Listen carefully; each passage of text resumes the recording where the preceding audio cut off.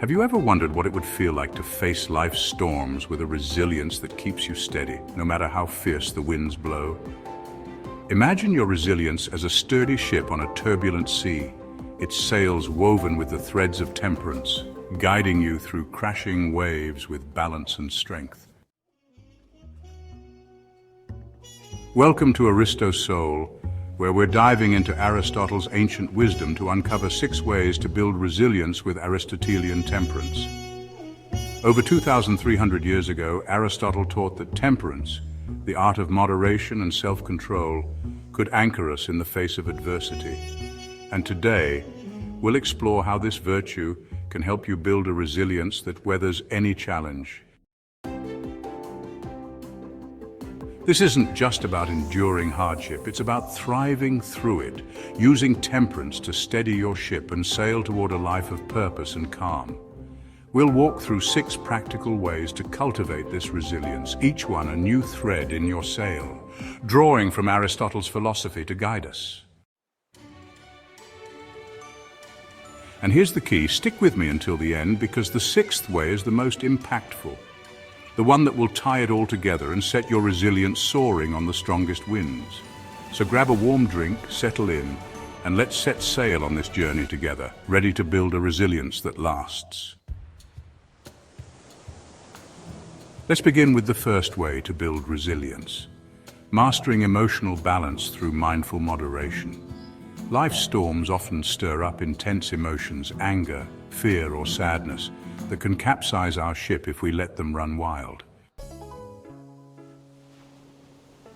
This isn't about reframing fear as we've discussed before, but about using temperance to keep your emotional seas calm, a fresh angle on resilience. Temperance helps you avoid the extremes, neither suppressing your feelings nor letting them overwhelm you, creating a steady deck beneath your feet. Aristotle saw temperance as the virtue of balance, a way to navigate life's pleasures and pains without losing your course.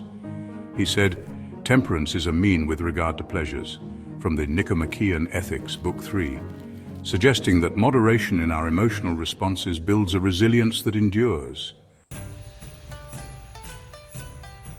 How do you master emotional balance with temperance? First, identify one emotion that often overwhelms you each week. Maybe it's frustration at work or anxiety about the future, and write it down, like I get too angry when things go wrong, to name your storm. Next, pause when it arises, take 10 deep breaths, counting each one, and ask, is this reaction helping me? Doing this daily for a week to create space. Then respond with moderation, choose a balanced action, like taking a 5-minute walk instead of yelling, and note how it feels. Like I felt calmer for a week. After that, track your triggers. Spend 10 minutes weekly noting what sparks this emotion, like I'm rushed in the morning, to understand its patterns over a month. Next, set a daily intention. Each morning affirm, I'll respond with balance today, for a month, to build a habit of moderation. Then seek perspective. Once a month, talk to a friend about your progress, asking, how do you handle this emotion, to gain new insights. Finally, celebrate your calm once a quarter. Reward yourself with a quiet evening or a favorite treat, noting how emotional balance has strengthened your resilience in your journal. A friend, Zara, struggled with this when her impatience at work led to outbursts. She started pausing, walking away, and tracking her triggers, eventually responding with calm discussions. She shared with me how this balance made her feel unshakable, and Zara's journey taught me that temperance steadies the ship, a lesson I've carried into my own moments of frustration. Next, let's focus on cultivating physical discipline to anchor your resilience. The storms of life can drain your energy, but temperance in your physical habits like eating, sleeping, and moving keeps your ship's hull strong.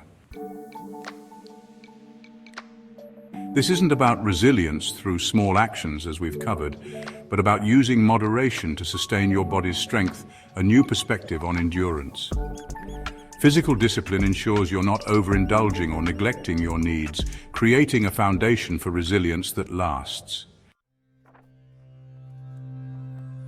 Aristotle linked temperance to bodily pleasures, emphasizing balance in our physical lives. He wrote, "The temperate man desires the things that are not harmful to health," from the Nicomachean Ethics, Book 3, suggesting that moderation in our habits builds a body that can weather any storm. How do you cultivate physical discipline with temperance? First, choose one physical habit to balance each week. Maybe you're overeating sweets, staying up too late, or skipping exercise, and set a clear limit, like 2 desserts, bed by 10 p.m., or walk 20 minutes, writing it down. Next, track it daily. Use a notebook or app to log your adherence, aiming for 6 days of success, noting how it feels, like I'm more rested for a week. Then replace excess with a healthy habit. Swap a late-night snack for herbal tea, or add a stretch before bed, doing this daily for a month. After that, pause before indulging. Take 5 deep breaths and ask, do I need this? Before deciding, practicing this 3 times weekly to build awareness. Next, create a physical ritual. Each time you stick to your limit, place a pebble in a jar, watching it fill over a month to visualize your discipline. Then, reflect monthly. Spend 15 minutes writing about how this balance has boosted your resilience. Like I have more energy for challenges, to see the impact. Finally, reward your discipline once a quarter. Treat yourself to a massage or new workout gear, noting how physical strength has fortified your resilience in your journal. A friend, Theo, faced this when his late-night scrolling left him exhausted. He set a bedtime, tracked his sleep, and replaced scrolling with a book, using a jar to mark his progress. His energy soared, and he told me how this discipline made him feel ready for anything. Theo's story taught me that temperance strengthens the hull, a practice I've used when I've needed to balance my own habits. Now let's explore setting boundaries with temperance to protect your resilience. Life's storms often come from overextending ourselves, saying yes to too much or letting others drain our energy. But temperance helps you set limits that keep your ship on course. This isn't about community support as before, but about personal boundaries, a fresh take on resilience. Boundaries ensure you're not overcommitting or under-prioritizing yourself, preserving your strength for the journey. Aristotle saw temperance as a way to avoid excess in all things, including our obligations. He said, "The temperate man avoids excess and deficiency," from the Nicomachean Ethics, Book 2, suggesting that moderation in our commitments builds a resilience that doesn't falter. It's like steering your ship with a firm hand, avoiding rocks that could tear your sails. How do you set boundaries with temperance? First, identify one area where you overextend each week. Maybe you're taking on extra work or always saying yes to friends. Write it down, like I'm overworking, to name your storm. Next, set a clear limit. Decide to say no to one extra task or limit social plans to twice a week and communicate it. Say something like, "I can't take this on within 48 hours. Then track your adherence daily. Spend 2 minutes noting each time you uphold your boundary, like I said no today, for a week to build consistency.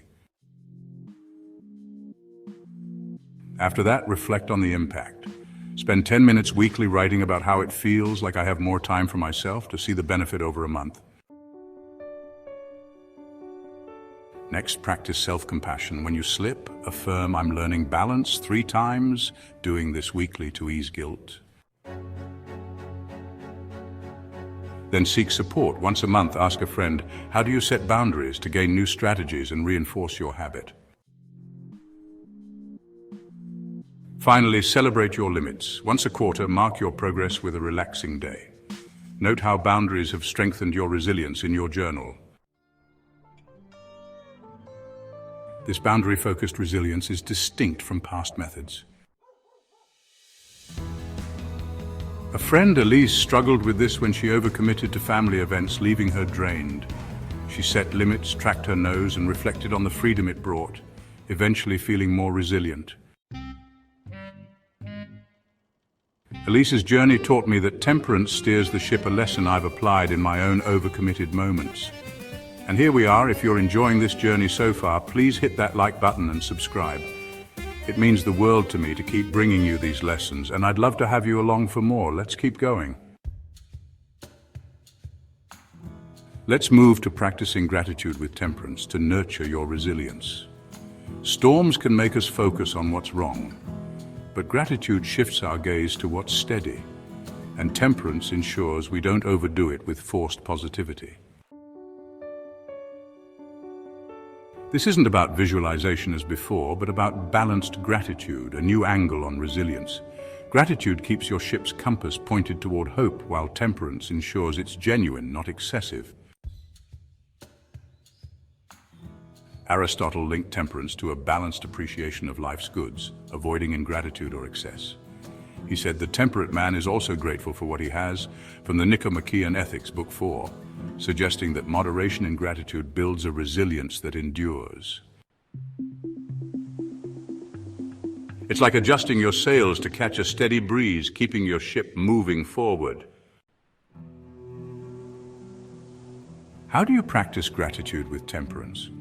First, identify one thing you're grateful for each day, maybe a kind word or a sunny morning, and write it down, like I'm thankful for my friend's support, to focus your mind. Next, reflect on it for 3 minutes. Note why it matters, like it made me feel seen, doing this daily for a week to deepen your appreciation. Then avoid excess, limit yourself to one gratitude moment daily, ensuring it's sincere, not forced, for a month to maintain balance. After that, share your gratitude once a week. Tell someone, like, I appreciated your help, to spread positivity without overdoing it. Next, create a gratitude ritual. Each time you reflect, light a small candle, watching it over a month to symbolize your steady hope. Then journal monthly. Spend 15 minutes writing about how gratitude has built your resilience, like I feel more grounded to see the impact. Finally, celebrate your balance. Once a quarter, mark your progress with a nature walk, noting how gratitude has strengthened your resilience in your journal. This gratitude-focused resilience offers a unique approach. A friend, Milo, used this when he felt overwhelmed by work stress. He started noting daily gratitudes, shared them with his partner, and lit a candle, finding a steady hope that made him more resilient. Milo's story taught me that temperance adjusts the sails, a practice I've used when I've needed to find light in tough times. Now let's focus on managing desires with temperance to fortify your resilience.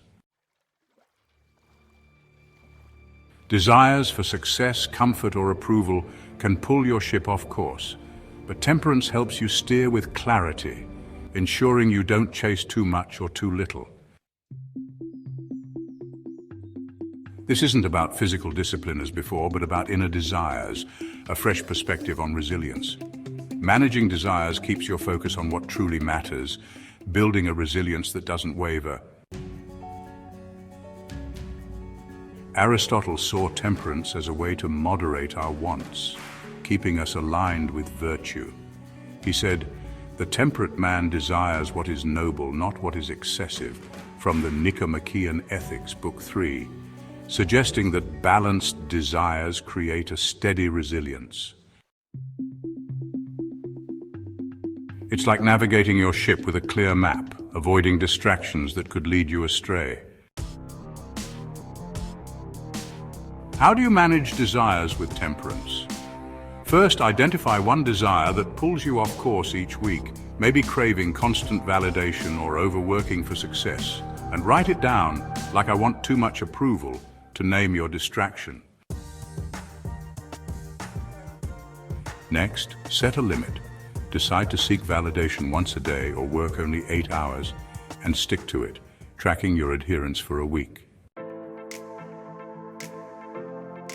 Then redirect your energy, replace the desire with a meaningful action like journaling your worth or resting, doing this daily for a month. After that, pause before acting, take 5 deep breaths and ask, is this desire serving me? Next, reflect weekly, spend 10 minutes writing about how managing this desire has helped, like I feel less scattered, to see the impact over a month. Then seek wisdom. Once a month, ask a mentor, how do you balance this desire? Finally, celebrate your focus. Once a quarter, mark your progress with a quiet day, noting how managing desires has fortified your resilience in your journal. This desire-focused resilience is unique. I once struggled with this when I chased endless productivity, leaving me burned out. I set limits, redirected my energy to rest, and reflected on the calm it brought, feeling more resilient. This wasn't about videos, but about living with balance, a lesson I carry forward. Wow, you've stayed with me this long. Thank you so much for sticking around. It means the world to me that you're here, diving deep into Aristotle's wisdom to build resilience. Before we move to our final, most impactful way, I'd love for you to drop a comment below. Share which of these methods resonates with you the most, or just say hi. It really helps me keep creating these videos for you. Let's move into the last step now. Finally, let's integrate reflective practice with temperance to solidify your resilience. This is the most important way, the one that ties all your efforts into a powerful, enduring strength. Storms can leave us feeling lost, but reflecting with temperance ensures you learn from each wave without overanalyzing, keeping your ship on a steady course. This isn't about gratitude or boundaries as before, but about balanced reflection, a culminating strategy for resilience. Reflective practice helps you grow from challenges, while temperance ensures you don't dwell too long, building a resilience that lasts. Aristotle saw temperance as a guide for the mind, balancing thought with action. He said, "The temperate man is also a reflective man, for he knows himself," from the Nicomachean Ethics, Book 6, suggesting that moderated reflection builds a resilience that endures. It's like charting your ship's course after each storm, learning without losing sight of the horizon. How do you integrate reflective practice with temperance? First, set a reflection time each week. Spend 15 minutes every Sunday reviewing a challenge, like a tough day, writing down what happened to focus your thoughts. Next, identify one lesson. Ask, what did this teach me? And write it down like I need to rest more, keeping it simple to avoid overthinking. Do this weekly for a month. Then, balance your reflection. Limit it to 15 minutes, stopping even if you want to go longer. To practice temperance for a month. After that, act on the lesson. Take one small step, like scheduling a rest day within 48 hours, and note the outcome, like I felt stronger for a week. Next, share your insight. Once a month, tell a friend, I learned this from my challenge, to gain perspective and reinforce your growth. Then create a reflection ritual. Each time you reflect, sip a cup of tea, making it a calming habit over a month. Finally, celebrate your growth. Once a quarter, mark your progress with a meaningful reward, like a new journal, noting how reflective practice has solidified your resilience in your journal. This reflective resilience offers a unique finale. A friend, Lila, used this after a project failure. She reflected weekly, learned to delegate, and shared her insights, feeling more resilient with each lesson. Lila's growth taught me that temperance charts the course, a practice I've used to reflect on my own challenges with balance. Now let's wrap up this journey with a heartfelt close. Life's storms can threaten to capsize your ship, but Aristotle's Temperance offers 6 ways to build resilience. Mastering emotional balance with Zara's calm, cultivating physical discipline with Theo's energy, setting boundaries with Elise's limits, practicing gratitude with Milo's hope, managing desires with my own focus, and integrating reflective practice with Lila's growth. Each method has been a thread in your sail. Emotional balance is steady weave, physical discipline strong planks, boundaries firm steering, gratitude's hopeful breeze, desire management's clear map, and reflection's guiding chart, creating a ship that sails through any storm with resilience and grace. This isn't just ancient philosophy. It's a living guide to transform your life, turning challenges into opportunities to thrive. I encourage you to start today. Balance an emotion, set a limit, or reflect with care, and feel your ship grow stronger. If this journey has inspired you, hit that like button, subscribe, and ring the bell for more Aristo Soul videos. We've got a sea of growth ahead, and I can't wait to sail it with you in our next adventure.